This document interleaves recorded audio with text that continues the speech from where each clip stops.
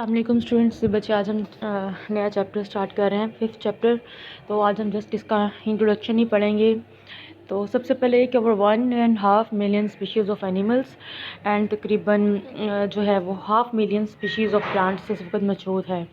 तो इतनी ज़्यादा डिटेल में जो एनिमल्स और प्लांट है उनको स्टडी करना बहुत ही मुश्किल होता है, ठीक है, क्योंकि इनमें बहुत से करैक्टर्स मिलते जुलते हैं और बहुत से जो करैक्टर्स हैं वो एक दूसरे से डिफरेंट भी होते हैं।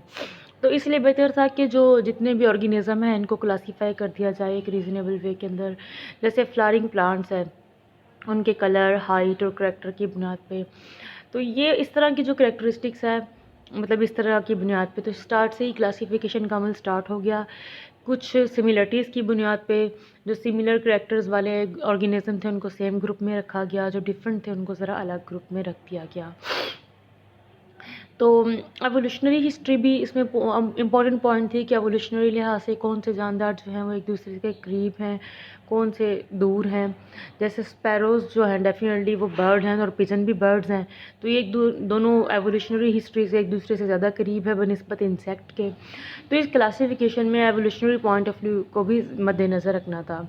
तो बायोलॉजिस्ट ने तमाम लिविंग थिंग्स को ग्रुप में उनकी सिमिलरिटीज़, होमोलॉजीज़, बायोकेमिस्ट्री, उनकी साइटोलॉजी यानी सेल्स की बुनियाद को मद्देनज़र रखते हुए ग्रुप तकसीम किया।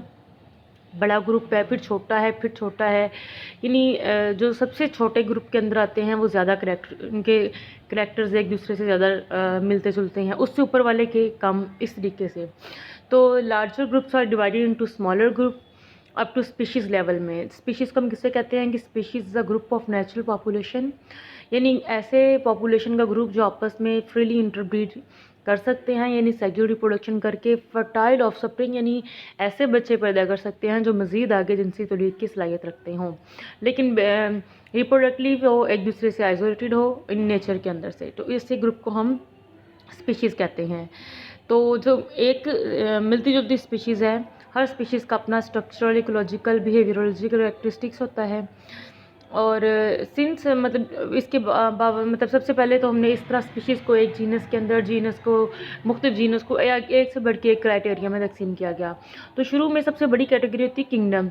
जितने भी ऑर्गेनिज्म थे उनको 2 किंगडम में तकसीम किया गया, जैसे प्लांट और एनिमल। फिर उसमें थोड़ा प्रॉब्लम हुआ, फिर ज़्यादा किंगडम में किया गया। इस तरह से किंगडम लेवल भी हम पढ़ेंगे। तो किंगडम को हमने तकसीम किया आगे फाइलम के अंदर, और यानी divided into smaller group phyla.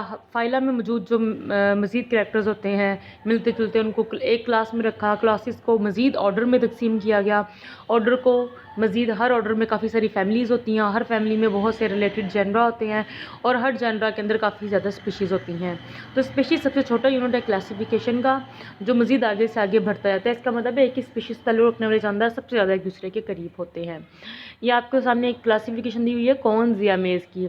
Kingdom इसका प्लेंटी है, डिवीजन एंथोफाइटा है, क्लास एंजियोस्पर्मी है, order Poales, family Poaceae, genus Zea और स्पीशीज़ जो है वो मेज़ है, ठीक है।